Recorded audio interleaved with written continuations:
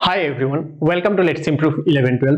আজকের এই ভিডিওতে আমরা তোমাদের ক্লাস 12 এর যে ফিজিক্স আছে সেই ক্লাস 12 ফিজিক্সের ছায়া প্রকাশনের বইয়ের পরমাণু অধ্যায়ের যে বেসিক লেভেল নিউমেরিক্যাল কোয়েশ্চেনগুলো রয়েছে সেগুলো সলভ করব। দেখো, অলরেডি এর আগে আমরা কোয়ান্টাম থিওরি অধ্যায়ের বিভিন্ন যে নিউমেরিক্যাল কোয়েশ্চেনগুলো ছিল সেগুলো সলভ করে নিয়েছি। আই হোপ তোমরা সবাই সেই ভিডিওগুলো দেখে নিয়েছো। তো আমাদের যে এই পরমাণু অধ্যায়টি রয়েছে তার যে বেসিক লেভেল নিউমেরিক্যাল গুলো সেগুলো আমরা দুটো পার্টে সলভ করব। আজকে আমরা কোয়েশ্চেন নাম্বার 1 থেকে 13 অবধি সলভ করব এবং নেক্সট ভিডিওতে আমরা আমাদের যে বাকি কোয়েশ্চেনগুলো থাকবে সেগুলো সলভ করে দেব। তোমাদের যে এই ভিডিওগুলো সেটা কবে কবে করে আসবে, সেটা প্রত্যেক মঙ্গলবার, বৃহস্পতিবার এবং শনিবার সন্ধ্যাবেলা 7টার সময় তোমরা এই ভিডিওগুলো পাবে। তোমাদের সোম, বুধ, শুক্র করে কি আসছে? ম্যাথমেটিক্স আসছে, এবং আমাদের মঙ্গল, বৃহস্পতি, শনি এই 3 দিন করে আসছে হচ্ছে ফিজিক্স। তাহলে এই সিরিজগুলোকে সাপোর্ট করার জন্য তোমরা কিন্তু অবশ্যই চ্যানেলটিকে সাবস্ক্রাইব করে নিও এবং বন্ধু বান্ধবীদের সঙ্গে শেয়ার করো যাতে সবাই এই সিরিজটি থেকে বেনিফিটেড হতে পারে।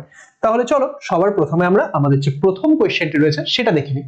আমাদের প্রথম কোয়েশ্চেনটিতে কি বলেছে? বলেছে হাইড্রোজেন পরমাণুর দ্বিতীয় উদ্দীপিত স্তর থেকে ভৌম স্তরে ইলেকট্রনের সংক্রমণ হলে নিশ্চিত বিকিরণের তরঙ্গদৈর্ঘ্য হয় 1026 অ্যাংস্ট্রম। তাহলে রিডবার্গ ধ্রুবকের মান বের করতে বলেছে। খুব ভালো করে বুঝবে, এখানে যখন বলেছে হাইড্রোজেন পরমাণুর দ্বিতীয় উদ্দীপিত স্তর, তখন অনেকে কি ভাববে? তখন অনেকে ভাববে যে আমাদের n ইকুয়াল টু কত? n ইকুয়াল টু হচ্ছে 2। এটা কিন্তু ভুল। n ইকুয়াল টু 2 মানে কিন্তু কি? n ইকুয়াল টু 2 মানে হচ্ছে প্রথম উদ্দীপিত স্তর। n ইকুয়াল টু 1 মানে হচ্ছে আমাদের গ্রাউন্ড স্টেট বা ভূমি স্তর। আমাদের n ইকুয়াল টু 2 মানে প্রথম উদ্দীপিত স্তর। আমাদের কি বলেছে? দ্বিতীয় স্তর বলেনি, কিন্তু দ্বিতীয় উদ্দীপিত স্তর বলেছে। তার মানে n ইকুয়াল টু কত? n ইকুয়াল টু হচ্ছে 3। তাহলে আমাদের n ইকুয়াল টু 3 থেকে কোথায় আসবে? ভৌম স্তর, মানে হচ্ছে আমাদের এক্ষেত্রে n ইকুয়াল টু 1 এ আসবে। এবং সেই সময়ে যে আমাদের বিকিরণটা বের হচ্ছে সেটা হচ্ছে 1026 অ্যাংস্ট্রম। তাহলে রিডবার্গ ধ্রুবকের মান বের করতে বলেছে। তাহলে এটা আমরা ডিরেক্টলি এবার ফর্মুলা বসালে পেয়ে যাবো, তাই তো? তাহলে আমাদের কি হবে? যে আমরা ফর্মুলা কি জানি? আমরা জানি ফর্মুলা সমান সমান 1/λ, সেটা সমান সমান Rydberg constant r into 1 by কোথায় আসলো? আসলো হচ্ছে ভৌম স্তরে।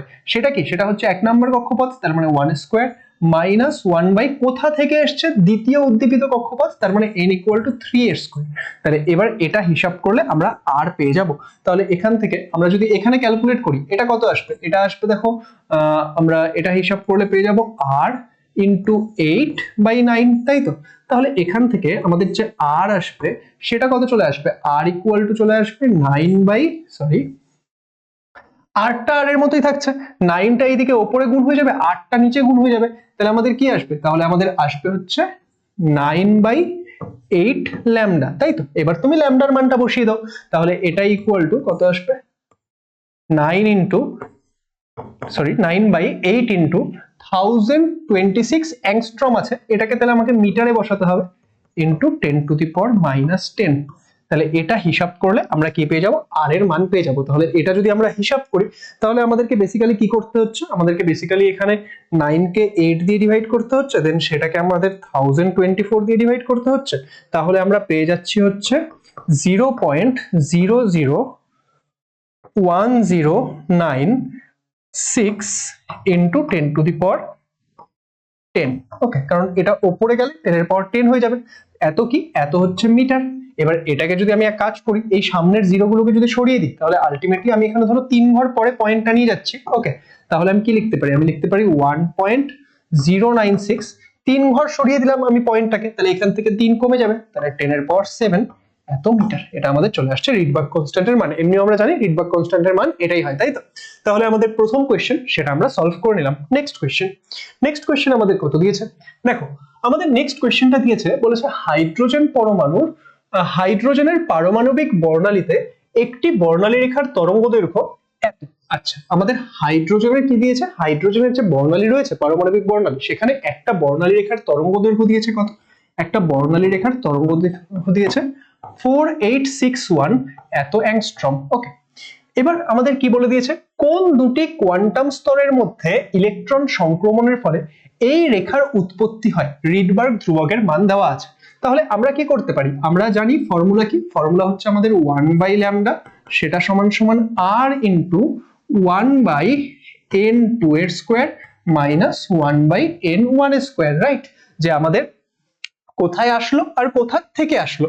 তাহলে এবার আমি যদি এক কাজ করি, ল্যামডা এবং আর তো জানি, সেটা থেকে আমি যদি এই রাশিটার মান কত হচ্ছে সেটা হিসাব করে নিই, তাহলে আমি কি, তাহলে আমি আমাদের যে এন এর ভ্যালুগুলো সেগুলো বসিয়ে একটা আইডিয়া করে আমি বের করে নিতে পারবো। তাহলে এখান থেকে আমি কি পেয়ে যাচ্ছি, তাহলে আমি ওখান থেকে এখানে লিখছি যে 1/n2 square minus 1/n1 square, সেটা ইকুয়াল টু তাহলে কত আসবে, সেটা ইকুয়াল টু চলে আসবে হচ্ছে 1/λ ইন্টু আর।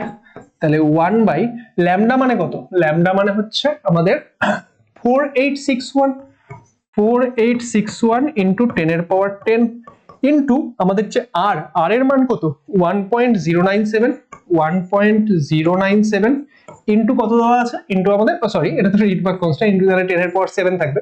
তাহলে এখান থেকে আমরা এবার এটা ক্যালকুলেট করলে চলে আসবে। তাহলে আমরা যদি এটা ক্যালকুলেট করতে চাই, আচ্ছা এখানে একটা জিনিস আমি গন্ডগোল করেছি, এটা -10 হবে তাই না, তার কারণ কি, তার কারণ এটা অ্যাংস্ট্রমে ছিল, অ্যাংস্ট্রম থেকে আমি মিটারে কনভার্ট করছি, তাহলে কত হবে, তাহলে -10 আসবে। তাহলে এবার যদি আমি হিসাব করি তাহলে কি আসছে দেখো, তাহলে আমাদের আসছে হলো যে 4861 তাকে আমি গুণ করে দিচ্ছি 1.097 দিয়ে, তাহলে আমাদের আসছে হচ্ছে 5332। এবার খুব ভালো করে বোঝো, এখান থেকে এখানে কি 10^-7 আছে, -10 আছে, 10^7 আছে, তাহলে ওভারঅল মিলে কত থাকবে, 10^-3, সেটা উপরে গেলে 10^3, তার মানে এখানে কি আসছে, এটা আসছে 10^3 মানে হচ্ছে 1000 বাই কত, বাই হচ্ছে আমাদের 5332। তাহলে এটা আমরা পেয়ে যাচ্ছি, তার মানে আমাদের এই যে এই রাশিটা আমাদের কি আসছে 1/n2 square minus 1/n1 square, সেটা ইকুয়াল টু কত আসছে, সেটা ইকুয়াল টু আমাদের এসে যাচ্ছে হলো আমাদের 1000 বাই 5332, তাই তো, আমি কি এটাকে ডিভাইড করে দেবো, 1000 বাই 5332, তাহলে আসছে হচ্ছে আমাদের 0.1875, এটা আমাদের আসছে। এবার তাহলে আমাদের দেখতে হবে এই n1 আর n2 এর মান কত হলে পারে আমাদের এই যে এই মানটা আলটিমেটলি আসবে। তো তোমরা এটা ক্যালকুলেট করে n1 এবং n2 এর যে ডিফারেন্ট মানগুলো রয়েছে সেই মানগুলো বসিয়ে n1 n2 এর মান হিসাব করে দেখবে, তাহলে যে ক্ষেত্রে এটা মিলে যাচ্ছে সেটা আমাদের কারেক্ট অ্যান্সার হয়ে যাবে।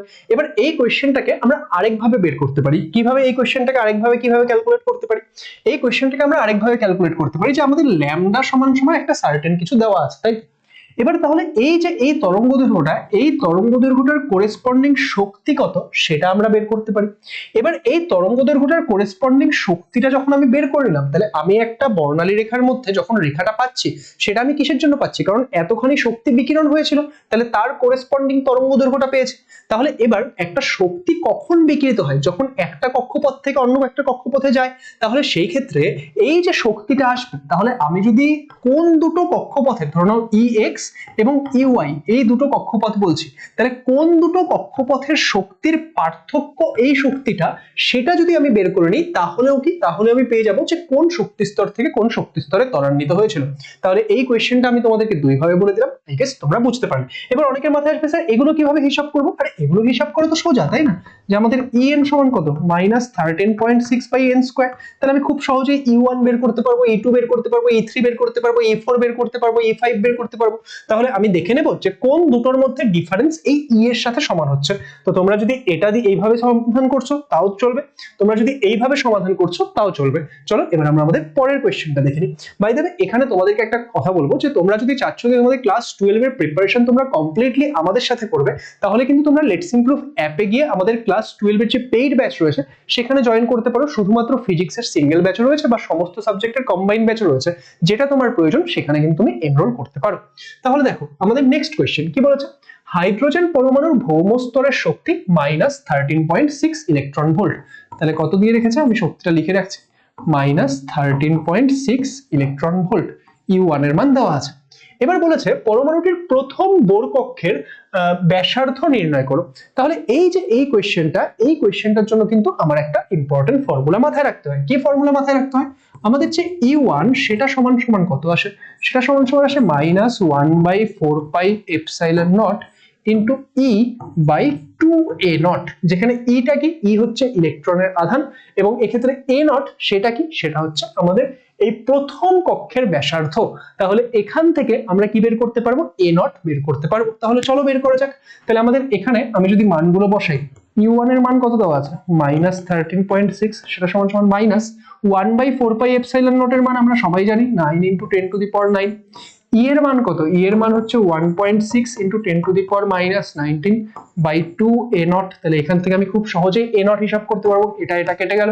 তাহলে এখান থেকে আমাদের যে a0 আসছে, a0 কত আসছে দেখো, এটা 9 দিয়ে 1.6 কে গুণ করলে সেটা হয়ে যাচ্ছে আমাদের 14.4, তাই তো। আর এখানে দেখো 10 এর পাওয়ার 9, 10 এর পাওয়ার -19, তার মানে হচ্ছে 10 এর পাওয়ার -10।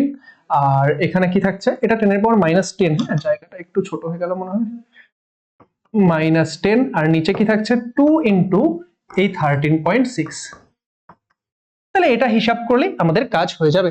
তাহলে এটা যদি আমি হিসাব করি তাহলে কত থাকছে, এটা যদি আমি হিসাব করি দেখো, তাহলে আমাদের 14.4 ডিভাইডেড বাই 13.6 ডিভাইডেড বাই 2, তাহলে কত আসছে 0.529 ইন্টু 10⁻10। এত কি আসবে, এটা কিন্তু মিটারে আসবে, এবং তাহলে এটা ইকুয়াল টু কত হয়ে যাচ্ছে, চাইলে আমি এটাকে রাউন্ড অফ করে দিতে পারি, তাহলে 0.53 এত অ্যাংস্ট্রম। আর আমরা জানি প্রথম বোর কক্ষপথের ব্যাসার্ধ কত, সেটা হচ্ছে 0.53 অ্যাংস্ট্রম। তাহলে এই কোয়েশ্চেনটা এটা কিন্তু আমরা সলভ করে নিলাম। নেক্সট কোয়েশ্চেন আমাদের কত নাম্বার রয়েছে, 4 নাম্বার কোয়েশ্চেন। 4 নাম্বার কোয়েশ্চেন কি বলেছে, হাইড্রোজেন পরমাণুর তৃতীয় কোয়ান্টাম স্তর এবং ভৌম স্তরের মধ্যে শক্তির ব্যবধান এত। আচ্ছা, ভৌম স্তরের শক্তি কত? তাহলে আমি এক কাজ করছি, আমাদের যে গ্রাউন্ড স্টেটের এনার্জিটা সেটাকে আমি x ধরে নিচ্ছি। তাহলে আমাদের কি বলেছে, তৃতীয় কোয়ান্টাম স্তর। খুব ভালো করে বুঝবে, প্রথম কোয়েশ্চেনটা আমাদের কি বলেছিল, একদম 1 নম্বর কোয়েশ্চেনটায় দ্বিতীয় উদ্দীপিত স্তর। দ্বিতীয় উদ্দীপিত স্তর যখন বলেছিল তখন আমি n = 3 নিয়েছিলাম। তাহলে এখানে যখন তৃতীয় কোয়ান্টাম স্তর বলবে তখন কি n = 4 নেব না, এখানে তৃতীয় উদ্দীপিত স্তর তো বলেনি, তৃতীয় কোয়ান্টাম স্তর, তাহলে n = 3 আসবে। ওকে, তাহলে কোন ওয়ার্ডটা ইউজ করছে সেটা কিন্তু ইম্পর্টেন্ট। ওকে, তাহলে আমাদের E3 কত আসবে, E3 আসবে x/3 মানে 9। এবার তাহলে এই দুটোর মধ্যে যে ডিফারেন্স সেটাই কত বলেছে, সেটাই বলেছে 12.1। তাহলে এক কাজ করো, আমাদের এক্ষেত্রে x - x/9 সেটা সমান সমান কত, 12.1। তাহলে আমাদের 8x/9 সেটা সমান সমান 12.1। তাহলে x সমান সমান 12.1 × 9/8। তাহলে এটা হিসাব করো, এটা হিসাব করলে কত আসবে, এটা হিসাব করলে আমাদের এসে যাচ্ছে 12.1 ইন্টু হচ্ছে আমাদের ইন্টু কত, ইন্টু হচ্ছে আমাদের 9 আর ডিভাইডেড বাই 8, তাহলে এসে যাচ্ছে 13.61। 13.61, এটা তো ইলেকট্রন ভোল্ট এককে আমি রেখেছিলাম, কোনো চেঞ্জেস করিনি, তাহলে এত ইলেকট্রন ভোল্ট। তাহলে এবার এটা কি, এটা শুধু মানটা চলে আসলো, আমি জানি এটা মাইনাস হয়, তাহলে আমাদের যে প্রথম আমাদের যে ভৌম স্তরের শক্তি সেটা কত হয়, -13.61 ইলেকট্রন ভোল্ট। ওকে, তাহলে আমাদের যে এই কোয়েশ্চেনটা কত নাম্বার, এটা 4 নাম্বার কোয়েশ্চেনটা, সেটা আমরা সলভ করে নিলাম। নেক্সট আমাদের কত নাম্বার প্রশ্ন রয়েছে, নেক্সট আমাদের রয়েছে 5 নাম্বার প্রশ্ন। কি বলেছে, বলেছে হাইড্রোজেন পরমাণুর প্রথম বোর কক্ষের ব্যাসার্ধ, প্রথম বোর ব্যাসার্ধ 0.53 অ্যাংস্ট্রম হবে, হয়তো টাইপিং এর সময় মিস্টেক হয়ে গেছে। অ্যাংস্ট্রম হলে দ্বিতীয় কোয়ান্টাম স্তরে ইলেকট্রনটির গতিবেগ কত হবে। আচ্ছা, এবার দেওয়া আছে কি, দেওয়া আছে হচ্ছে এটা। ওকে, দেখো আমাদের R1 কত দিয়েছে, R1 দিয়েছে 0.53 অ্যাংস্ট্রম। তাহলে R2 কত হবে, R2 কত হবে, আমরা কি জানি, Rn সেটা সমান সমান a0 × n², তাই তো। Rn সমান সমান কত, Rn সমান সমান হচ্ছে a0 × n², যেখানে a0টা কি, a0টা হচ্ছে প্রথম বোর কক্ষের ব্যাসার্ধ, রাইট। আমাদের যে Rn সেটা সমান সমান a0 × n²। এবার তাহলে আমি a0টা কি, a0টা হচ্ছে প্রথম বোর কক্ষের ব্যাসার্ধ, তাহলে এটাকে আমি লিখতে পারি R1 × n², কারেক্ট। তাহলে এটাকে যদি আমি এবার R1 × n² লিখে দিই, তাহলে এবার দেখো আমি এখান থেকে R1 দেওয়া আছে, R2 খুব সহজেই বের করে নিতে পারবো। ইয়েস স্যার, আমরা R2 এখান থেকে খুব সহজেই বের করতে পারবো। তাহলে চলো করা যাক। তাহলে আমি যদি R2 বের করি সেটা কত আসবে, সেটা আসবে হচ্ছে 0.53 ইন্টু 2, তার মানে 2² তার মানে 4 এত অ্যাংস্ট্রম। তাহলে এটা কত আসবে, এটা আসছে 3 × 4 = 12, হাতে 1, আমাদের 4 × 5 = 20। ওকে, ব্যাস, হাতে 1 ছিল না। ওকে, তাহলে হচ্ছে 212, আর এখানে 2 ঘর আগে পয়েন্ট, তাহলে এত অ্যাংস্ট্রম, 2.12 অ্যাংস্ট্রম। এটা চলে আসছে কি, এটা চলে আসছে হচ্ছে আমাদের R2 এর মান।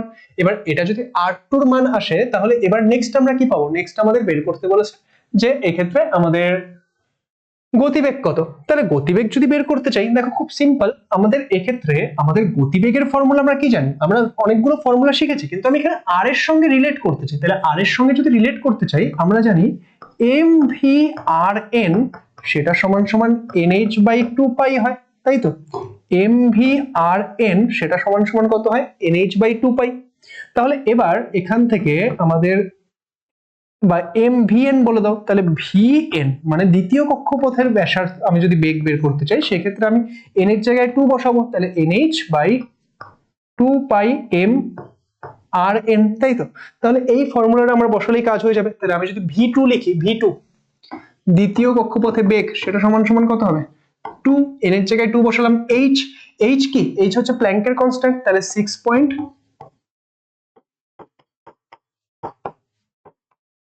বাই কত ছিল, বাই দেখো আমাদের আছে হচ্ছে 2 পাই, 2 ইন্টু পাই ইন্টু পাই এর মান তো সবাই জানোই, তো পাই ইন্টু এম কত, এম কার ভর বসাতে হবে, ইলেকট্রনের ভর। দেখো সেই জন্য কোয়েশ্চেনটা ইলেকট্রনের ভরও ওরা সাপ্লাই করেছে, যদিও না সাপ্লাই করলেও চলতো, এটা মাইনাসটা। তাহলে আমাদের এত কি 9.1 × 10⁻31, এটা কিন্তু নাও দেওয়া থাকতে পারে, তো সেই জন্য এটা মাথায় রাখবে। 9.1 × 10⁻31। আরেকটা কি ছিল, আরেকটা ছিল হচ্ছে আমাদের rn, rn কত 2.12 অ্যাংস্ট্রম, এটাকে মিটারে লিখবো, তাহলে 2.12 × 10⁻10 এত মিটার। তাহলে 2.12 × 10⁻10 এত মিটার, তাহলে এত কি আসবে, হিসাব করলে এত মিটার পার সেকেন্ড আসবে। তাহলে এটার আমি আর ক্যালকুলেট করছি না, তোমরা ক্যালকুলেট করতে পারবে, পুরোটা ক্যালকুলেট করে নিয়ে তোমরা কত উত্তর আসছে সেটা কমেন্ট সেকশনে জানিও, ঠিক আছে। ওকে, কারণ এটা ক্যালকুলেট করতে গেলে এখন সময় চলে যাবে অনেকটা, তার থেকে তোমরা নিজেরা ক্যালকুলেশনটা করে নিও। নেক্সট আমাদের কোশ্চেন যদি আমরা দেখি, নেক্সট আমাদের কোশ্চেন কি দিয়েছে, বলেছে হাইড্রোজেনের পারমাণবিক বর্ণালীর বামার শ্রেণীর দীর্ঘতম তরঙ্গ দৈর্ঘ্য এত। আচ্ছা, দীর্ঘতম তরঙ্গ দৈর্ঘ্য, খুব ভালো করে একটা জিনিস মাথায় রাখো, আমাদের যে শক্তি E সেটা সমান সমান কত হয়, hc/λ। তাহলে ল্যামডা যদি ম্যাক্সিমাম হয়, E তার মানে কি মিনিমাম। আমি তোমাদের কোয়ান্টাম থিওরির যখন থিওরি পার্টটা পড়াচ্ছিলাম তখনও এটা খুব ডিটেইলে শিখিয়েছিলাম, তোমাদের সেই ক্লাসটাতে ইউটিউবেও অ্যাভেলেবেল করা রয়েছে, তাই না, যারা ইউটিউব থেকেও দেখেছো। তো সেই ক্ষেত্রে আমাদের ল্যামডা ম্যাক্স সেটা হচ্ছে E মিনিমাম, আর যদি আমাদের ল্যামডাটা মিনিমাম হয় তখন ইটা কি হবে, ইটা তাহলে ম্যাক্সিমাম হবে। এবার তাহলে আমাদের যদি বলে যে আমাদের তরঙ্গ দৈর্ঘ্যটা কিরকম দিয়েছে, দীর্ঘতম তরঙ্গ দৈর্ঘ্যটা দেওয়া আছে, তাহলে দীর্ঘতম তরঙ্গ দৈর্ঘ্য তার মানে শক্তির পার্থক্যটা কি ছিল, সেটা মিনিমাম ছিল। তাহলে শক্তির পার্থক্য যদি মিনিমাম হয়, তাহলে কোন শ্রেণী বলেছে, দেখো বামার শ্রেণী। বামার শ্রেণী মানে কি, বামার শ্রেণী মানে আমাদের n2 = 2, যে 2 নাম্বার কক্ষপথে ফেরত আসবে। তাহলে 2 নাম্বার কক্ষপথে যদি ফেরত আসতে হয় এবং তরঙ্গ দৈর্ঘ্যটা যদি দীর্ঘতম হতে হয়, তার মানে কোন কক্ষপথ থেকে এসছে, তার মানে n = 3 থেকে n = 2 তো আসছে, তাহলে কি, তাহলে আমাদের এই তরঙ্গ দৈর্ঘ্যটা ম্যাক্সিমাম হবে। তাহলে এখান থেকে আমরা রিডবার্গ ধ্রুবকটা বের করে নিই, আমরা এখান থেকে রিডবার্গ কনস্ট্যান্টটার মানটা বের করে নিই। তাহলে আমরা কি লিখতে পারি, আমরা লিখতে পারি 1/6563 × 10⁻10 সেটা ইকুয়াল টু r × 1/n2, যেহেতু বামার তাই n2 তো অলওয়েজ 2, তাহলে এই ক্ষেত্রে 4 মানে n2 স্কয়ার, তাই না, আর 1/n1 স্কয়ার। আমরা দেখলাম কি বলেছে, দীর্ঘতম তরঙ্গ দৈর্ঘ্য, তার মানে ঠিক পরের কক্ষপথ থেকে এসছে, তার মানে এখানে কি হবে, এখানে 9 হয়ে যাবে 3 এর স্কয়ার। তাহলে এটা হিসাব করলে কত আসছে, এটা হিসাব করলে আমরা পেয়ে যাচ্ছি যে আর সেটা সমান এক কাজ করি পাশে হিসাব করে দিই, তাহলে এখানে 36, 5 - 4 তার মানে হচ্ছে 1 নাকি। আমাদের এখানে কত আসছে, এখানে আমাদের আসছে হচ্ছে আর লসাগুটা হয়ে যাবে 36, এখানে 9 - 4 তার মানে 5, তাহলে 5r/36, তাই তো। তাহলে আর যদি বের করতে চাই তাহলে কি হবে, এইদিকে উপরে 36 দিয়ে গুণ হয়ে যাবে, নিচে 5 দিয়ে গুণ হয়ে যাবে, তার মানে আমাদের 36/6563 × 10⁻10 ইন্টু কত, ইন্টু হচ্ছে 5। তাহলে এটা এবার হিসাব করলেই কাজ হয়ে যাবে, তাই তো, এটা হিসাব করলেই কাজ হয়ে যাবে। চলো হিসাবটা করে দিচ্ছি।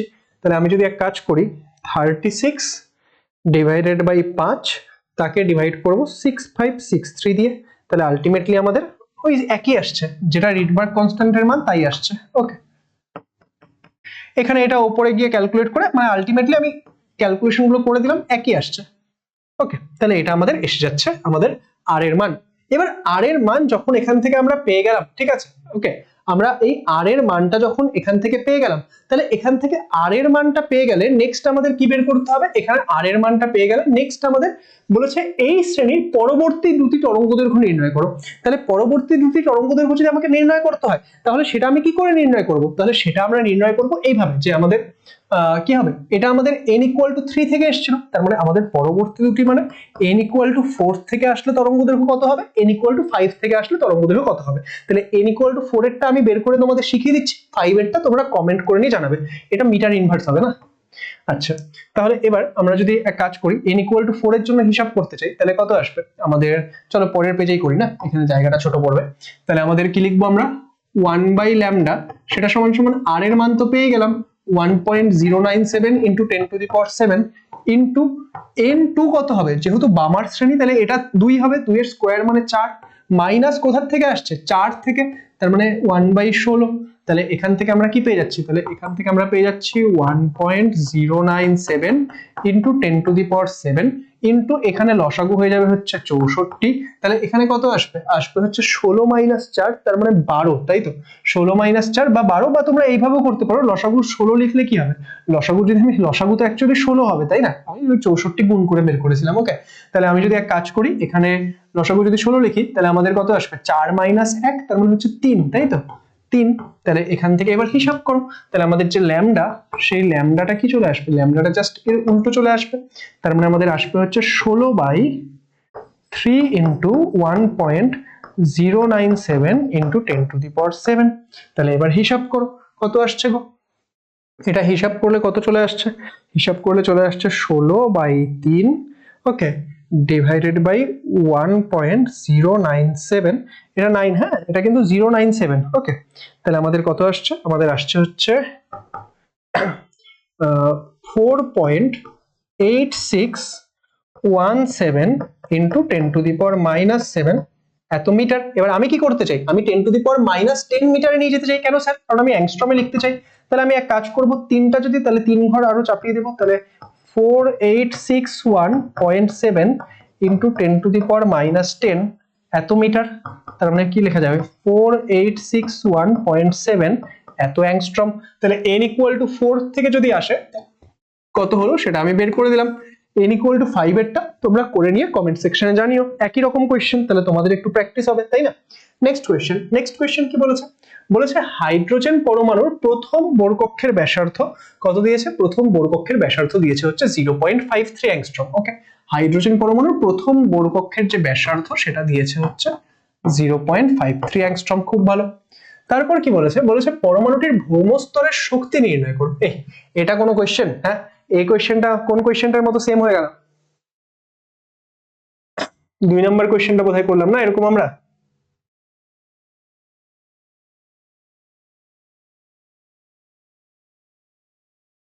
এই যে করলাম সেম কোয়েশ্চেন একদম, খালি কি হবে? আগের বার শক্তি দিয়েছিল, এ নট বের করতে বলেছিল, এবার এ নট দিয়ে দিয়েছে, শক্তি বের করতে বলেছে। তাহলে এই ফর্মুলাটাই লাগবে। তাহলে এই ফর্মুলাটা বসিয়ে সবাই হিসাব করবে যে হচ্ছে কি হচ্ছে না। ওকে, বোঝা গেল?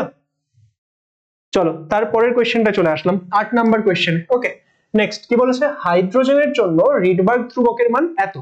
আচ্ছা, রিডবার্গ ধ্রুবকের মান কত দিয়েছে?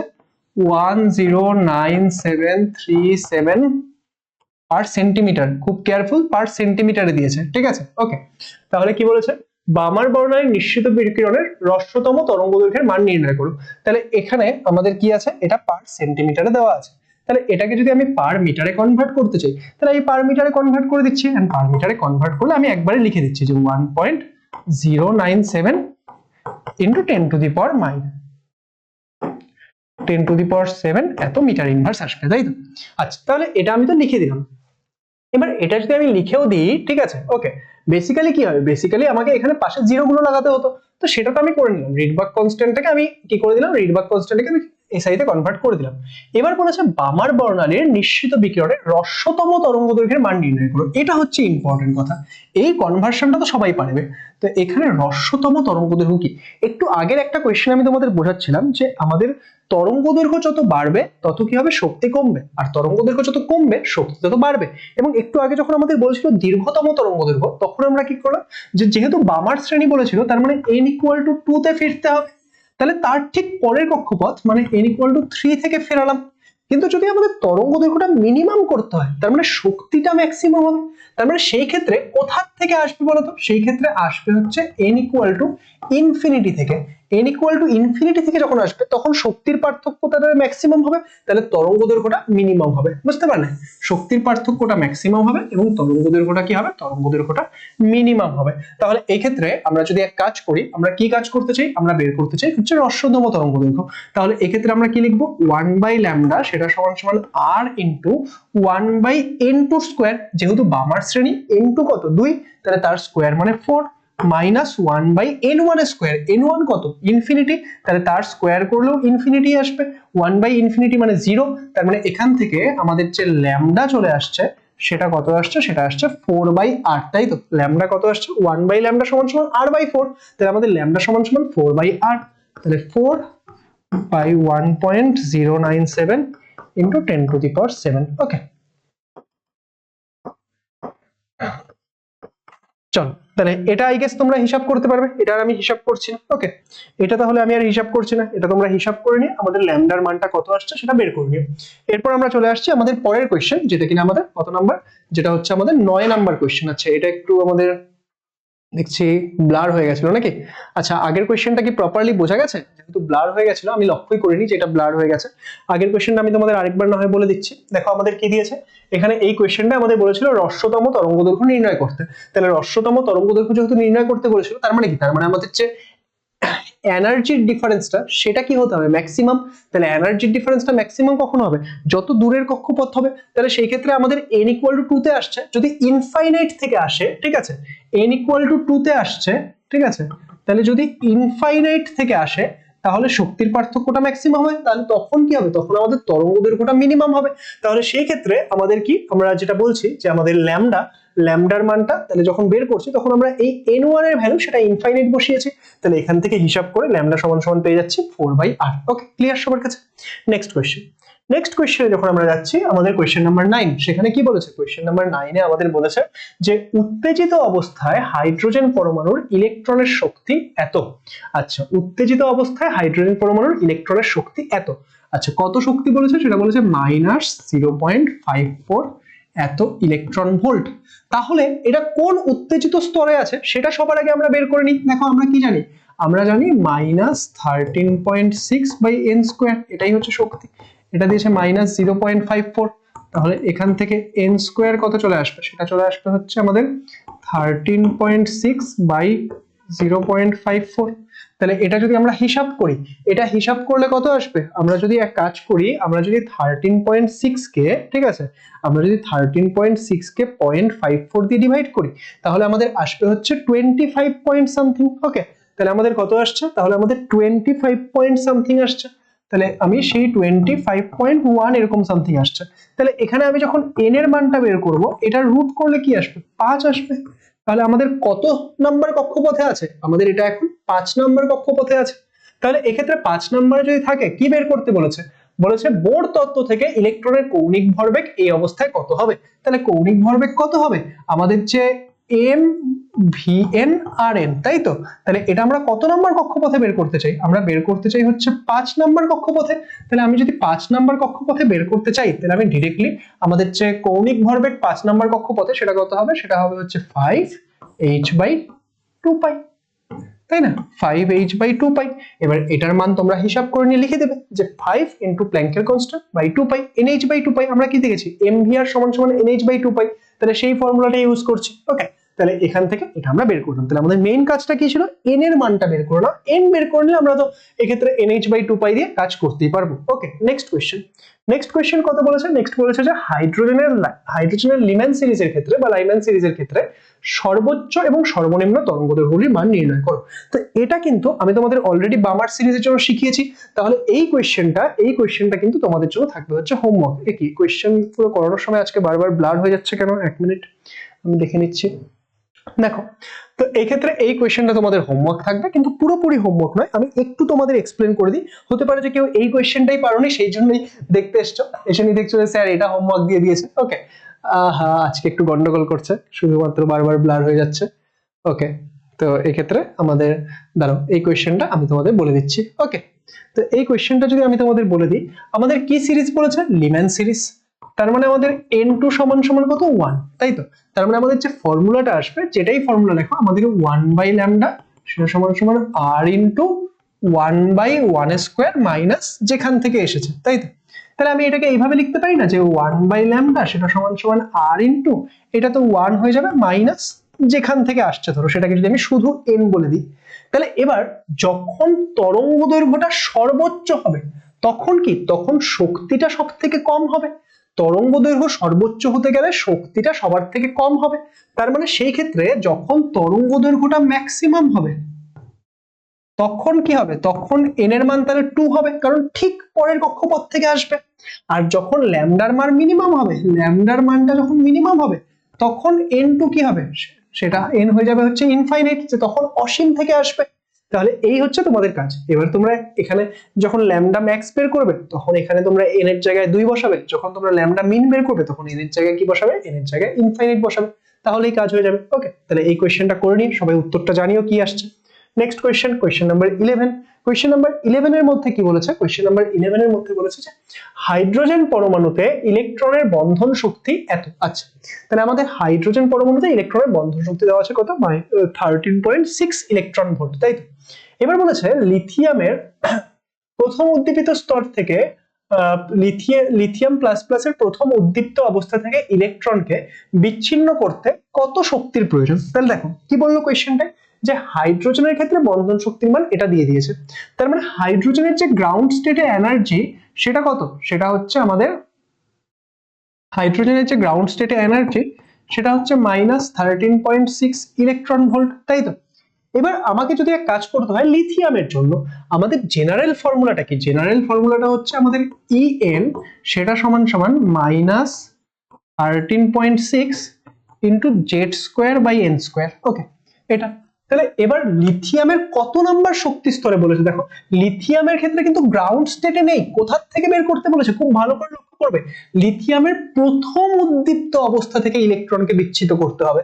তাহলে প্রথম উদ্দীপ্ত অবস্থা মানে কি প্রথম কক্ষপথ না, দ্বিতীয় কক্ষপথ। তার মানে আমার কি প্রয়োজন, আমি যদি Li++ এর ক্ষেত্রে লিখি, দেখো Li++ একটা 1 ইলেকট্রন সিস্টেম, তাহলে এখানে কি, এখানে আমাদের বোরের তত্ত্বটা আমরা অ্যাপ্লাই করতে পারি। তাহলে লিথিয়াম প্লাস প্লাস এর জন্য আমি যদি লিখি, তাহলে আমাদের E1 তো না, E2, তাই না? E2 কত, সেটা আসবে হচ্ছে আমাদের -13.6 ইন্টু জেড, লিথিয়ামের জন্য জেড হচ্ছে 3, তাহলে 3² মানে 9 বাই আমাদের কত, বাই হচ্ছে n², কত নাম্বার কক্ষপথে, 2 নাম্বার, তাহলে বাই 4।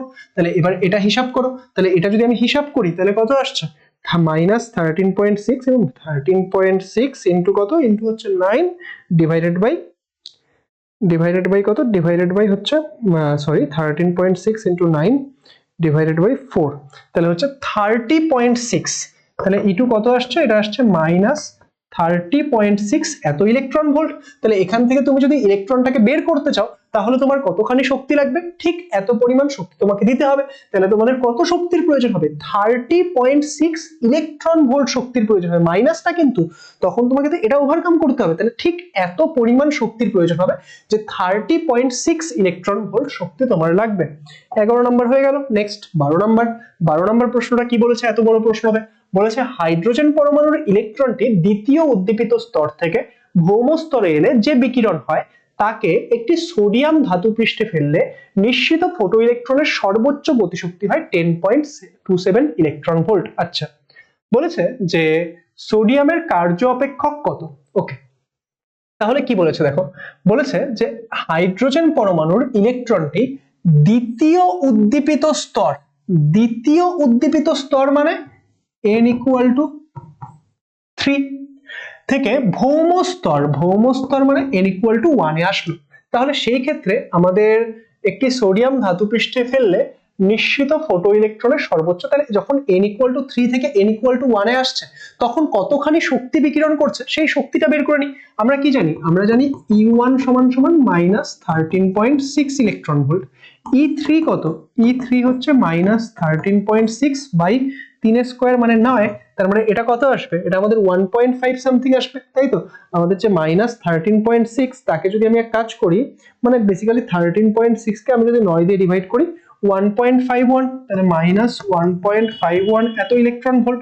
তাহলে এই দুটোর মধ্যে যে ডিফারেন্সটা সেটাই কি হবে, যখন এখান থেকে লাভ দিচ্ছে তখন এদের যে ডিফারেন্সটা সেটাই ও শক্তি বিকিরণ করবে।